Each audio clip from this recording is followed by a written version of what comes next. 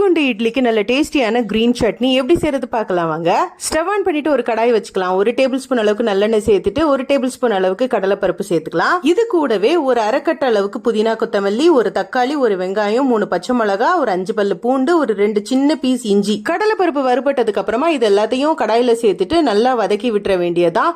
கூடவே கொஞ்சமா உப்பு, புளி இது ரெண்டுத்தையும் தேவையான அளவுக்கு சேர்த்துக்கலாம். சேர்த்துட்டு ஒரு கைப்பிடி அளவுக்கு தேங்காய் இதையும் சேர்த்து எல்லாத்தையும் நல்லா வதக்கி விட்டுருங்க. நல்லா வதங்கினதுக்கு அப்புறமா ஆற வச்சுட்டு மிக்ஸி ஜார்ல சேர்த்து நல்ல ஃபைன் பேஸ்டா அரைச்சி எடுத்தோம்னா நம்மளுடைய கிரீன் சட்னி சூப்பரா ரெடி ஆயிடுச்சு. இது தாளிக்க வேண்டாம், டேஸ்ட் அவ்வளோ நல்லா இருக்கும். இது கூட நல்ல சாஃப்டான இட்லி, தோசை இதெல்லாம் வச்சு சாப்பிடும் போது ஃபேண்டாஸ்டிக்கா இருக்கும். இது ரைஸ் கூட கூட ரொம்பவே நல்லா இருக்கும். எங்க வீட்டுல இன்னைக்கு இட்லி கூட அதை சாப்பிட போறோம். ரொம்ப ஹெல்தியான இந்த சட்னி கண்டிப்பா நீங்களும் உங்க வீட்டுல ட்ரை பண்ணி பாருங்க. சாப்பிட மாட்டேன்னு சொல்ற சின்ன பசங்க கூட இந்த சட்னி கொடுத்தீங்கன்னா ரொம்ப நல்லா விரும்பி சாப்பிடுவாங்க. வீடியோ பிடிச்சா லைக் பண்ணி சப்ஸ்கிரைப் பண்ணுங்க. இன்னொரு வீடியோல பார்க்கலாம். பாய்.